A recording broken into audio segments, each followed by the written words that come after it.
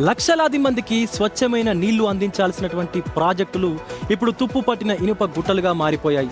ఏళ్ల తరబడి ప్లాంట్లకు తాళాలు వేయడంతో కోట్ల విలువైన యంత్రాలు, ట్రాక్టర్లు, ట్యాంకర్లు శిథిలమైపోయాయి. ప్రజాధనం ఇలా బుగ్గిపాలవుతుంటే అధికారులు, పాలకులు ఏం చేస్తున్నారని మెట్ట ప్రాంత ప్రజలు మండిపడుతున్నారు.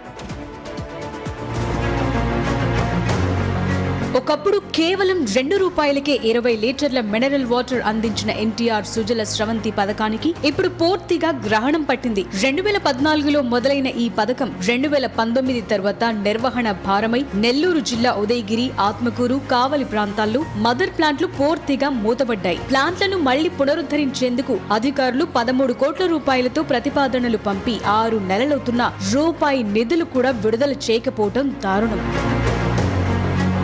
తాగునీటి కష్టాలపై అసెంబ్లీ వేదికగా రగడ రాజేసింది కూటమి ప్రభుత్వం. ఉదయగిరి ఎమ్మెల్యే కాకర్ల సురేష్ అసెంబ్లీలో ఈ సమస్యను లేవనెత్తగా ప్లాంట్ల పునరుద్ధరణకు ప్రతిపాదనలు సిద్ధం చేయాలని డిప్యూటీ సీఎం పవన్ కళ్యాణ్ అధికారులను ఆదేశించారు. ప్రభుత్వం నుంచి హామీ అయితే వచ్చింది, కానీ ఇప్పటి వరకు పని ఒక్క అడుగు కూడా ముందుకు పడలేదని స్థానిక ప్రజలు ఆవేదన వ్యక్తం చేస్తున్నారు. భూగర్భ జలాలు అడుగంటి తాగటానికి బొట్టు నీరు దొరక్క జనాలు ఇబ్బంది పడాల్సి వస్తోంది. చేతిలో సకల సౌకర్యాలు, ప్లాంట్లు ఉండి కూడా ప్రజలకు ఈ పరిస్థితి వచ్చింది. ప్రభుత్వం చిన్న చూపు చూడటం వల్లే తమకు ఈ దాహం కేకలు తప్పటం లేదని నెల్లూరు జిల్లా ప్రజలు ఆగ్రహం వ్యక్తం చేస్తున్నారు.